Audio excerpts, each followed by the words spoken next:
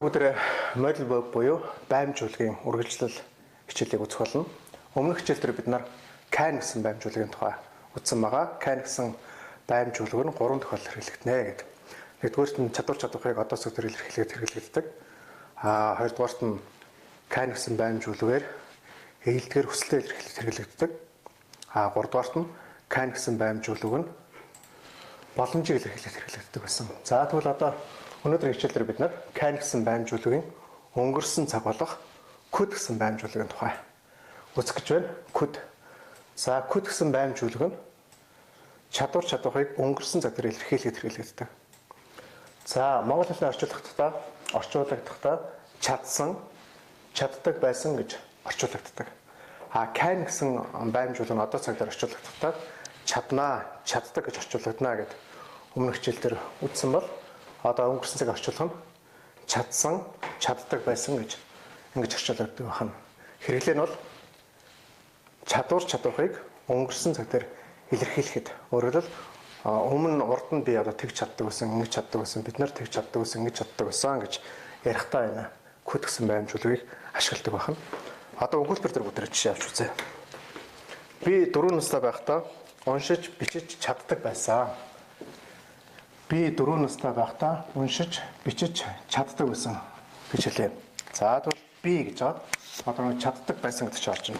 Чаддаг байсан. За чаддаг байсан гэдэг үг маань can гэдэг маань өнгөрсөн цаг дээр ороо could гэсэн юм хөрөлтөй болдог. I could read and write. За яг энэ өгүүлбэр. Би орчуулбал би уншиж бас бичиж чаддаг байсан гэж байна. Зүгээр би уншиж бичиж чаднаа гэж хэлбэл I can read and write гэж хэлдэг. За түрүүчийн өгүүлбэрийг гүцээ өгдөрөө. Би 4 настай байхдаа уншиж бичиж чаддаг байсан гэж хэлбэл I could read and write when байх үедээ байхдаа гэсэн холбоосоо өөрөөр хэрэглэгдэж байна. When I was 4 years old. За ингээд энэ өгүүлбэрийг бүтнээр нь орчуулбал би 4 настай байхдаа уншиж, бичиж чаддаг байсан гэж. За чаддаг гэсэн гол үг маань could гэсэн юм үг байгаа гэдгийг бүгдээ хараад ажиллаад аваарай. За одоо энэ бол батлах хэлбэр дээр ийм нэг үйлбэр жишээ авсан байна. Одоо үгүйсэх хэлбэр дээр чи 3 настай байхдаа сэлж чаддаггүй байсан гэж хэлээ. Чи 3 настай байхдаа сэлж чаддаггүй байсан. За тэгвэл you could not буюу тавчлагдаад couldn't. You couldn't сэлж чаддаггүй байсан. Swim. You couldn't swim. Чи 3 настай байхдаа. When you юу орж иж байгаа учраас were гэсэн төвийн өнгөрсөн цаг хэрэглэгдэж байна. When you were 3 years old. За өгүүлбэрээ бүтнээр нь орчуулбал чи 3 настай байхдаа сэлж чаддаггүй байсан гэж. Сэлж чаддаггүй байсан. За дараач өгүүлбэр. Одоо ерөнхий асуулт руу өгдөрөө. Харъя. Та 8 настай байхдаа хоол хийж чаддаг байсан уу гэсэн өгүүлбэр орж иж байна. За тэгэхээр could гэсэн баймжуулга маань бас туслах өгүүлбэрийг гүйцэтгэж байгаа учраас эхэндээ орж байгаа. Та 8 настай байхдаа хоол хийж чаддаг байсан уу? Could you cook?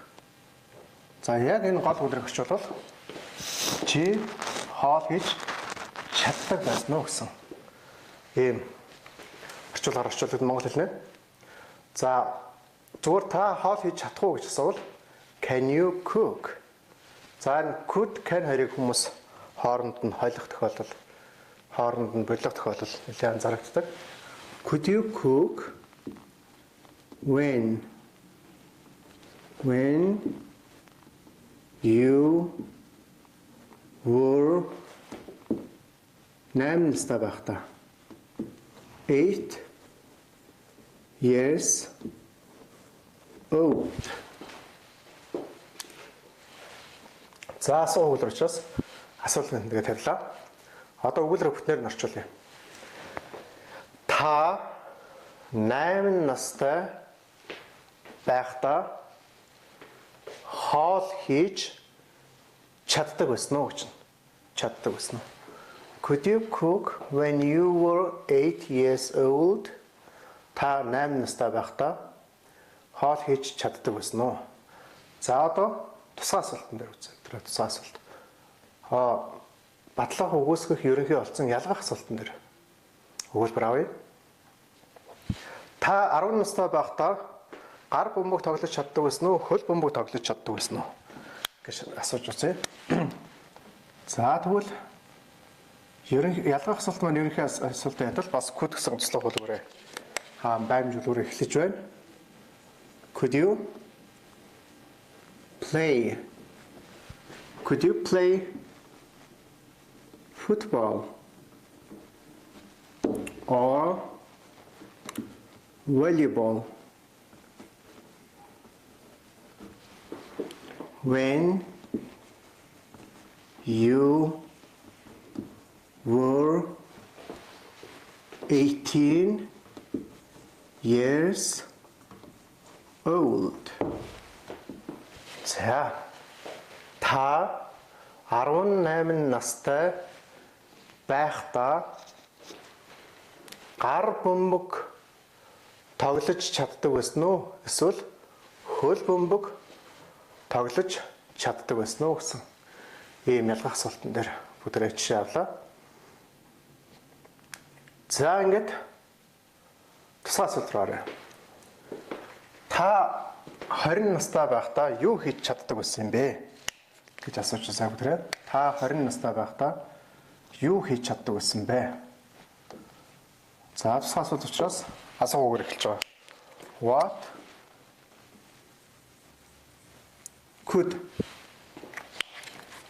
What could you do? За what could you do? гэдэг нь та юу хийж чаддаг байсан бэ гэж байна. Та юу хийж чаддаг вэ гэж хэлвэл what can you do? What can you do гэж хэлнэ. За өгүүлбэрийг үзье. 20 настай байхдаа та юу хийж чаддаг байсан бэ? When you were 20 years old. За бүтэн өгүүлбэрээр орчуулъя. Та 20 настай байхдаа юу хийж чаддаг байсан бэ? Та 20 настай байхдаа юу хийж чаддаг байсан бэ? За ингээд could гэсэн баймжуулга маань монгол хэлний орчуулагдахдаа чадсан, чаддаг байсан гэж орчуулагдана. Англи хэлний хэлбэрүүд дээр хөөрөн хэлбэр дээр бол I could read and write when I was 4 years old. Би 4 настай байхдаа уншиж бичиж чаддаг байсан. You couldn't swim when you were 3 years old.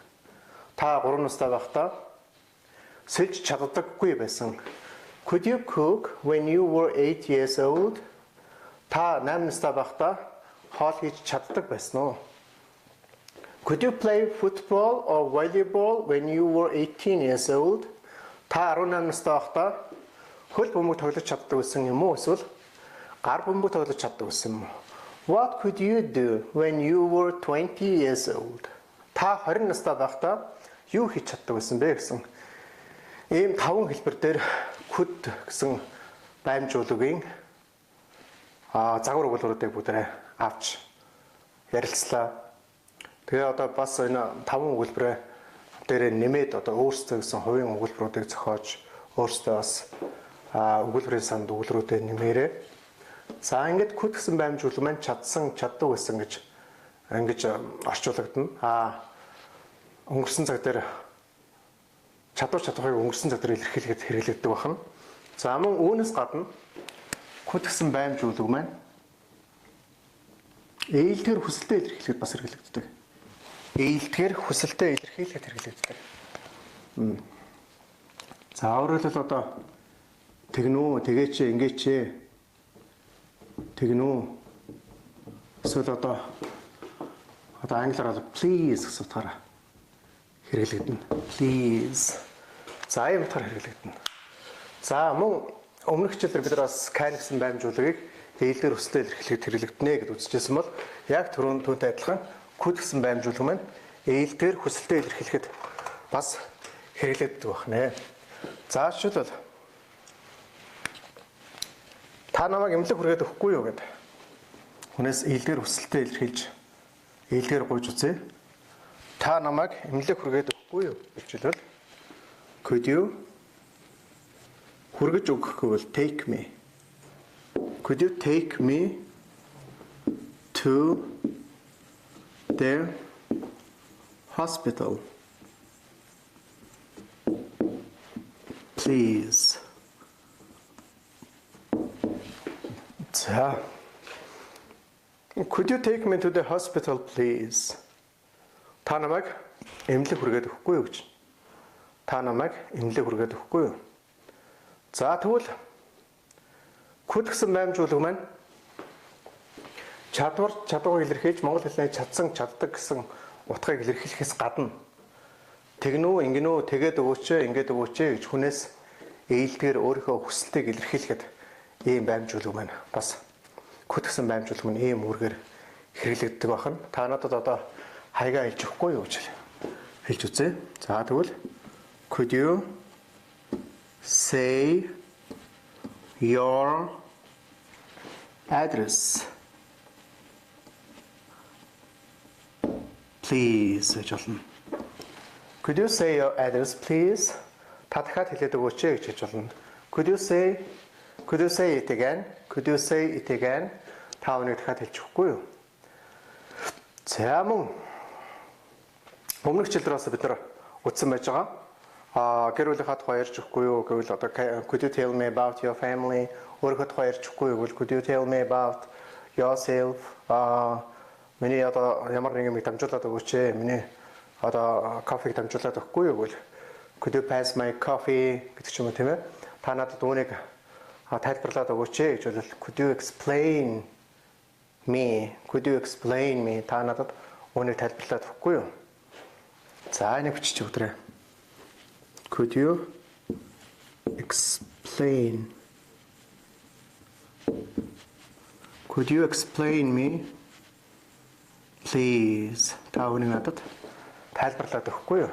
Could you explain me? Please. За.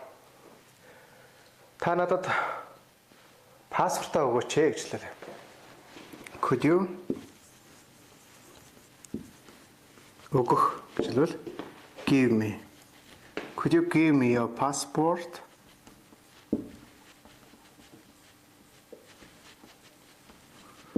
Could you give me your passport? Та надад паспортаа үзүүлэхгүй юу? Паспортаа өгөөч.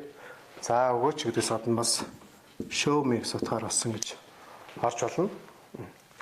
За энэ дээр бас нэг юм нэмжлэхэд өмнөх хичээлээр бид нар can гэсэн баймжуулга маань ээлжээр хүсэлтэд илэрхийлэхэд хэрэглэгдэнэ гэж үзчихсэн. За тэгвэл could гэсэн баймжуулгын оронд бас can гэсэн баймжуулгыг хэрэглэж ээлжээр хүсэлтэд илэрхийлэхэд бас хэрэглэж болдог. Өөрөөр хэлбэл can you take me to the hospital гэж хэлж болно. Эсвэл could you take me to the hospital гэж хэлж болно. Энд дөр бол орчуулгын болон утгын ямар нэг ялгаа байдаггүй гэдгийг мэдээж сурч болно. Can you tell me about yourself or эсвэл could you tell me about yourself? Нөр аль нь хэлж болно. За мөн бүр цаашлаад would you дээр очиж хэлж болдог. За ийм олон хувилбарууд бас та өөрөө сонгоод өөрийнхөө хүснээр хэлж үзэж байгаад одоо танд аль нь илүү таалагдж байна, аль нь илүү хэлэхэд эвтэйхэн байна. Энүүгээр л юугаа сонгочихно гэсэн үг. Кодээр хэлэх үү, канаар хэлэх үү, бүдээр хэлэх үү гэдэг сонгочихно. Орчуулга болон утгын хувьд бол энэ ямар нэгэн юу байхгүй. Ялгаа байхгүй гэж ингэж ойлгож байна. За мөн энэ тасрам дэлгэхэд ээлдгээр хүсэлтэд илэрхийлэхэд хүнээс одоо өөрөө ямар нэг юмыг хүсгэд энэ could, can, would гэсэн ийм үгнүүдийг хэрэглэдэг юм байна. Ийм одоо хэллэгийг хэрэглэж ингэж одоо хүнээс ээлдгээр хүсэлтэд илэрхийлж болд юм байна. За тэгвэл мөн ээлдгээр одоо хүсэлтийг нь асуух тохиолдолд яадаг вэ гэдэг нь одоо зааж өгч байна.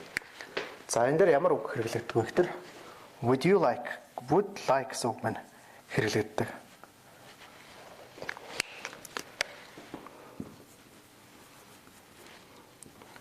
Would you like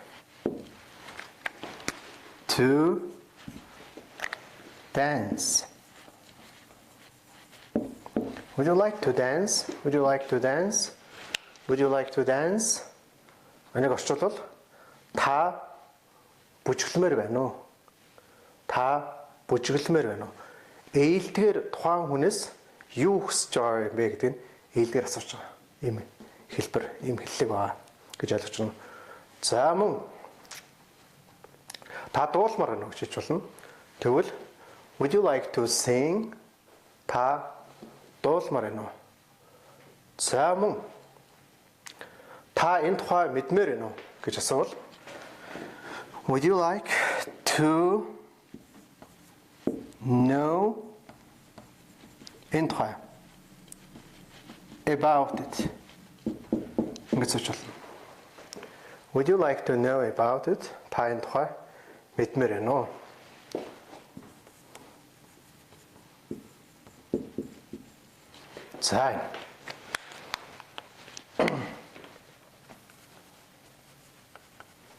За ингээ бүтнээр нь багш биччихлээ.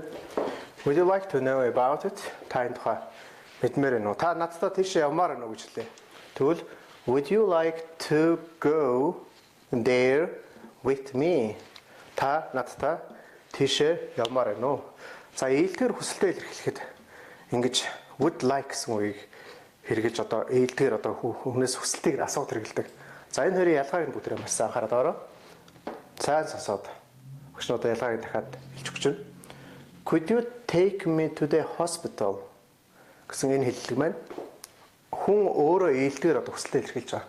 Өөрөлдөл та ямар байгаагаа хэн нэгэн хүнд хэлэх юм бол өгүүлбэр чинь could, can, would гэсэн ийм үгнүүдээр эхэлнэ.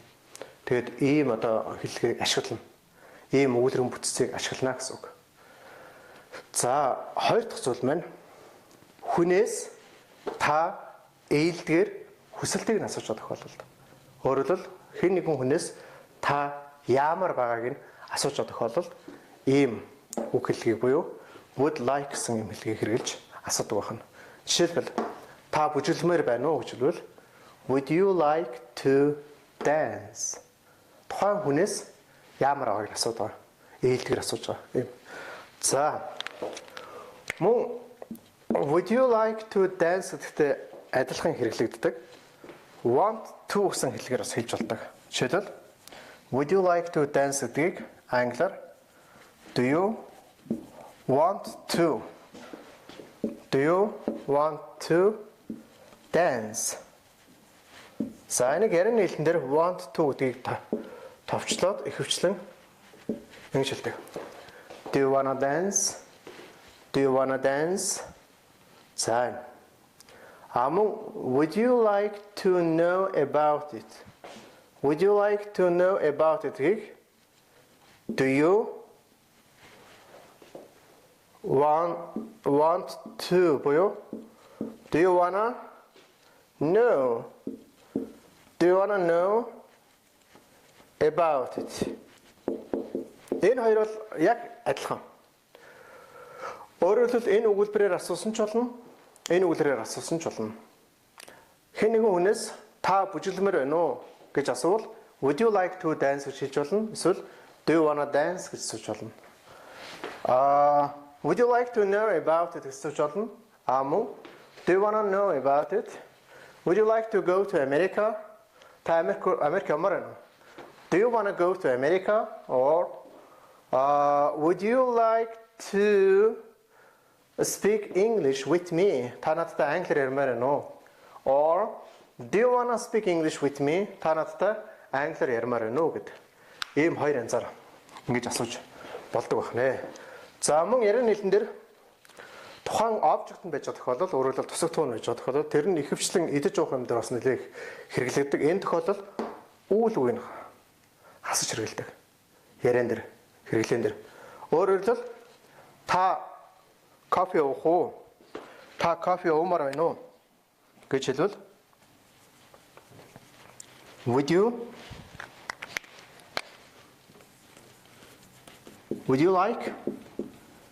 Would you like coffee? За ингэсэн. Would you like to drink coffee гэж хэлдэггүй байна. Өөрөөр хэлбэл object нь чинь object нь ихэвчлэн идэж уух юм дээр хэвчвэл Would you like coffee? За танад одоо гадаа зочин ирлээ. Та өдөр тухайн зочноос та кофе уумаар байна уу? Цай уумаар байна уу? Боёо та кофе уух уу, цай уух уу гэж асуул. Would you like tea or coffee? Would you like tea or coffee? Would you like to drink tea or coffee гэж тэр болгон асуудаггүй. За та juice уумаар байна уу гэж асууж болно. Would you like juice? Та мөхөл зэдмээр байна уу гэж асууж байна. За тэгвэл Would you like ice cream? Would you like an ice cream? Та мөхөлдөс идмээр байна уу? Тухайн үйл үг нь орцсон тохиолдолд like үйл үг хоёрын дунд to гэсэн юм хөгтөрөг заавал хэрэгэлдэг. За түүгийн ард орсон үйл үг хувирдаггүй. Яг гэвэл infinitive form буюу хувираагүй хэлбэрийн илэрхийлэл бол to гэсэн юм үг байдаг юм а гэдгийг бас энэ шимд мэдээд аваарай. Would you like coffee? Would you like coffee? Та кофе уумаар байна уу? За ингээд would гэсэн хэллэгийг could гэсэн хэллэгтэй багшна гэдэг оршуулад зааж өглөө. Ямар тохиолдолд could гэдэг хэрэгэлдэг мэн, ямар тохиолдолд would гэдэг хэрэгэлдэг мэн гэдэг. За энэ дээр бас зарим хүмүүс толгойн нэргээ явчихдаг. Андуураад бодлооддаг. Энэ дээр болохоор нөгөө хүнээс ээлжээр хүслээ илэрхийлж байгаа тохиолдол could you take me гэдгийн хооронд would you take me гэж ингэж хэлж болдог. Энэ болохоор would you take me to the hospital гэдэг нь яаж байгаа юм бэ? Та намайг эмнэлэг хүргээд өгөхгүй юу гэж ээлжээр хүнээс гуйж байгаа гуйлт гэж ойлгоно. Хүнээс ээлжээр одоо хүсэлтийг нь юу хүсэж байгааг нь асууж байгаа тохиолдолд would гэдэг үг маань заавал like гэсэн үгтэй хамт хэрэглэгдчихэж одоо энэ санааг илэрхийлэх юм байна гэдэг нь бүгд бас мэдэж ойлгож аваарай. Would you like гэнэ. За тэгвэл одоо would you like гэвэл та тэгмээр байна уу гэсэн үг. Could you take me гэвэл тэгээд өгөөч, ингээд өгөөч. Өөрөөр хэлбэл одоо би тэгмээр нэгмээр гэсэн ийм утгыг илэрхийлж ингэж орж байгаа юм байна гэдгийг бас мэдээд авах хэрэгтэй. За мөн та надад хэлж өгөхгүй юу гэсэн одоо ийм үгээр тухайн өгүүлбэр маань эхлээд ямар нэг юм асууж байгаа тохиолдолд яадаг вэ гэдэг нь одоо бүр мэдээж авъя. Өгүүлбэр маань could you tell me гэдэг ингээд эхэлж байгаа тохиолдолд тэгэд ямар нэг юм асуухад тэр нь ихэвчлэн тусгай асуултан дээр байх юм бол асуугаараа хоорондоо холбогдоод өгүүлбэр үгсэн байрлал нь батлах хэлбэр төр болдог. Жишээлбэл та надад одоо банк хаануудыг хэлж өгөөч гэж хэлж болно. Тэгвэл could you tell me where the bank is? За. Could you tell me where the bank is? Та намайг одоо тэр та надад одоо тэр ихтэй хаана ажиллах хэлж өгөхгүй юу? Тэгвэл could you tell me англи хаад ингэж бичиж ойлгомжтой болгох. Та намайг түүний хаануудыг хэлж өгөөч. Could you tell me where he амьдрдгийг lives.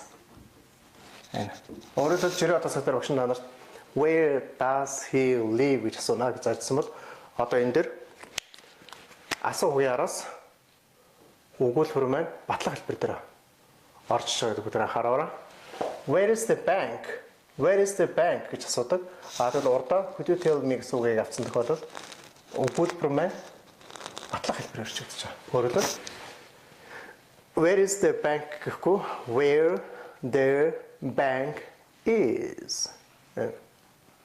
За ийм онцлогтой байна.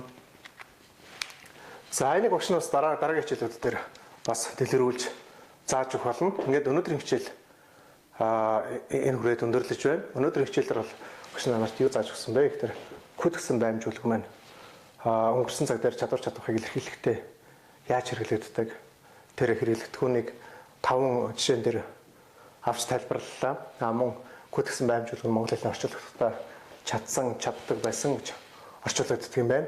Код гэсэн баймжуулга маань чадвар чадварыг өнгөрсөн цаг дээр илэрхийлж Монгол хэлнээ чаддаг байсан, чадсан гэж орчуулагдахаас гадна ээлдгээр хүсэлтэд илэрхийлэхэд бас can гэсэн баймжуулгатай адил утгаар адил орчуулгатаар бас хэрэглэгдэж болдог юм байна гэдгийг багш та нарт тайлбарлаж өглөө. Жишээлбэл одоо could you take me to the hospital please? Та намайг эмнэлэг хүргээд өгөхгүй юу? Could you say your address? Та хаягаа хэлж өгөөч. Could you explain me please? Та надад тайлбарлаад өгөхгүй юу? Үүнийг гэж сарж болно.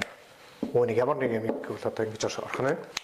За тэгээд could-тэй бас хамт would гэсэн would like гэсэн ийм хэнийг хүнээс ээлдгээр хүсэлтийг нь асууж байгаа тохиолдолд яаж одоо хэлдэг юм бэ? Ямар үг хэллэг хэрэглэгдэх юм бэ гэдгийг оршуулан ингэж хэлж өглөө. За мөн could you tell me гэсэн одоо та надад ямар нэг юм хаанаагаа хэлж өгөөч одоо яагаад гэснээр хэлж өгөөч гэж хэлэх юм бол энэ could you tell me гэсэн энэ хэлцгийн араас хэлгийн араас өгүүлбэрт өгсөн байрлал нь батлах хэлбэр дээр гэдэг юм аа гэдгийг бас эхний ээлжинд мэдээд авах хэрэгтэй. Дараагийн хичээлээр багш нь бас яагаад одоо ийм байдаг юм бэ? Өнөөдөр бол зөвхөн тусгай асуултан дээр хэлсэн бол дараагийнхаа хичээл дээр багш нь танарт бусад хэлбэрүүд дээр яг ямар ах хэвтэй, бусад цахиуд дээр ямар ах хэвтэй, шууд ирээ, дам ирээ гэж юу гэдэг эдрийг наривчлан зааж өгөх болно. Ингээд уламжлал ёсоор сэтгэлээ уншиж ирсэн асуултанд хариулъя.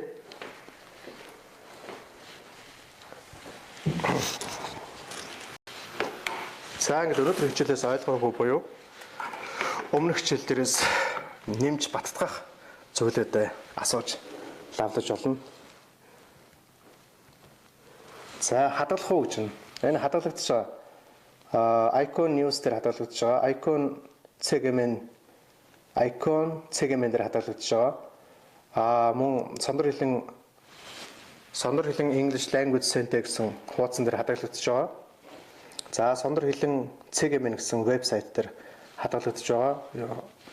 Одоо ингээд өнөөдрийн хичээл бол 22 дугаар хичээл. 22 хичээл маань бүгдээ эдгээр юун дээр хадгалагдаж байгаа гэдгийг сайн анхаарад бас нөхөж үзэх ийм боломжтой гэдгийг мэдээд аваарай. Хичээл ойлгомжтой байлаа. Баярлалаа. Хадгалаарай багш гэж хадгалж байгаа багш нь. За хадгалах уу гэдэг нь хадгалж л байгаа. За нэг ирсэн сэтгэлүүдийн нэлээд их хувь нь хадгалах уу гэсэн юм байдаг. Would гэдэг чинь за юу гэж заалга болчлоо. Багшаа what could you do when you were 20 years old? Юу хоёр давтагдаад байна. Тэрийг хэлж өгөөч гэж. За багш энэ асуултанд хариулах юм. Энэ болохоор хавсарсны хэлбэр зүгээр байгаа. Хоёр өгүүлбэрээс бүтсэн өгүүлбэр байж байгаа. За энэ маань одоо what could you do гэдэг нь одоо яг ямар учиртай байх вэ? Гол өгүүлбэрийг үргээр орж байгаа. Энэ what could you do? Та юу хийж чаддаг байсан бэ гэсэн гол өгүүлбэр. Өгүүлбэр маань одоо нөгөө гол өгүүлбэр гişүү өгүүлбэр гэсэн юм угсарсны хэлбэр хавсарсны хэлбэр маань юм хоёр өгүүлбэрээс бүтдэг. Гол өгүүлбэр болохоор утга санаагаа бүрэн дүүрэг илэрхийлж чаддаг тийм өгүүлбэр гол өгүүлбэр гэж лээ доо. Өөрөөр хэлбэл та юу хийж чаддаг байсан бэ? Та юу хийж чаддаг байсан бэ гэдэг нь гол өгүүлбэр нь орчиж байгаа. За тэгвэл when you were 20 years old гэдэг нь гишүүн өгүүлбэр. За энэ өгүүлбэрийг орчуулбал та 20 настай байхдаа юу хийж чаддаг гэсэн бэ? Орчуулгахдаа бол 2 удаа та гэж орчуулгахдаггүй. Ерөнхийдөө одоо яг ингээд хам орчуулга нь болохоор та 20 настай байхдаа юу хийж чаддаг гэсэн бэ? За энэ дээр бас ялгаа авахгүй нөгөө 2I буюу 2B орчиж байгаа. Би 4 настай байхдаа уншиж бичиж чаддаг гэсэн. Гол өгүүлбэр нь болохоор би уншиж бичиж чаддаг гэсэн. Гишүүн өгүүлбэр нь болохоор би 4 настай байхдаа гэсэн ийм гишүүн өгүүлбэр орчиж байгаа гэдэг анхаарал аваарай. За мөн асуултуудаа асууад байх шин одоо нэлээд сайн хариулаад дэлгэрэнгүй хариулт өгье. Юу хийхийг хүсч заалгуулчлаа. Хичээл маш ойлгомжтой. За would you like to do гэх байх. За урд даалгуулаад энэ яагаад ингэж энэ да. За юу хийхийг хүсч байгааг юу хийхийг хүсч байгааг юу гэж асуух вэ? What do you want to do? What would you like to do? За нэг хэлээд байна. Та ямар вэ? Та юу хиймээр вэ? What would you like? What would you like? За энэ хэллэг бол ерөөсөө та ямар вэ гэсэн үг. Та ямар вэ? Та юу хиймээр вэ? За бүр одоо тодорхойлвол what would you like to do гэж болно. Та юу хиймээр вэ? Тийм ээ? What would you like? To do. Та одоо юу худалдаж авмаар вэ гэсэн ч болно шүү дээ. Тэгвэл what would you like to buy? Та юу мэдмээр байна вэ гэж асууж болно. What would you like to know? Та юу мэдмээр байна?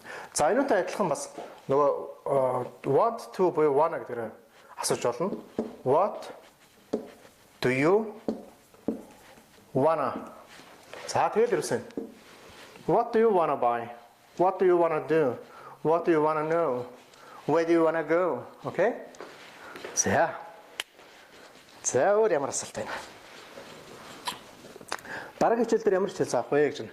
Дараагийн хичээл дээр болохоор нөгөө must, have to, should гэсэн гурван баймжуулгын үргэлжлэл нь явагдана. Өөрөлдөл 3 янзын ёстой гэсэн must, have to, should гэсэн гурвыг харьцуулж өгсөн та бүхэнд зааж өгнө. Багшаа 7 хоногт 2 удаа зааж болохгүй юм уу гэж байна. Цаг завын боломжоос хамаарат хоёр байгууллагын хоорондын бас одоо ажил төрлийн юунаас боломжоос хамаарат 7 хоногт 1 удаа хичээл орж байгаа. Тэгэхээр баасан гариг болгоны 13 цагт энэ хичээл маань явагдах болно. За баярлалаа. Хичээл маш ойлгомжтой байна. За юу хийх хүсэж байгааг нь сая багш нь хариулаад хэлчихлээ. За мөн хичээл ойлгомжтой байлаа. Хадгалаарай гэж байна. Энэ пэйж дээр байгаа шүү. За бас манайхан нэг нэгэндээ хэлж өгч байна. Хичээл нэгээс нь яаж үзэх вэ гэж байна. Хичээлийг одоо энэ юу руу орчих шүү дээ. Icon CGM руу ороод үзэж болно. Мөн Сандар хэлэн English Language Center руу ороод үзэж болно. За тэгээд одоо юуны Сандар хэлэн зайны сургалт гээд юу хийж байгаа?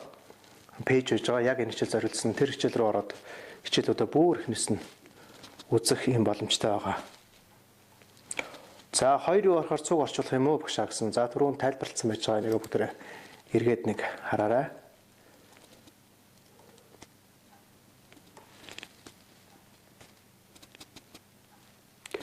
Орох хугацаа жаахан уртсгаж болох уу? Ядаж 1 цаг багшаа гэж байна. За энэ хичээлээс хамаарат одоо заримдаа 40 минут явж байгаа, заримдаа 50 минут явж байгаа, заримдаа 20 минут явж байгаа. Тухайн өдрийн хичээлээс хамаарат ингээд ер нь дундаж хичээлийн цагийг 40 минут гэж ингэж төлөвлөсөн байж байгаа. Түрүү 7 хоногт заагаагүй шүү дээ гэж. Түрүү 7 хоногт багш нь одоо гадаад яваад амжихгүй болсон байгаа. Уучлаарай. Одоо ингээд баасан гараг бол 13 цагаас хичээл маань үргэлжлээд явах бах. Хөөх, ёстой чухал хичээл заах юм байна гэж. За тэгвэл одоо тэр must, have to, should гэсэн 3 хичээлээ бас өөрсдөө судлаад, хараад, эндээс үзээд бас хичээлдээ бэлдээд ичвэл ойлгохдод зааж хаад илүү амар ойлгогддог. За ингээд асуулт хариултын цаг дуусч байна. За ингээд энэ удаагийн хичээл энэ үрээд өндөрлөж байна. Баасан гарын болгоны 13 цагт эргэн уулзлаа. Түр баяртай. Баярлалаа.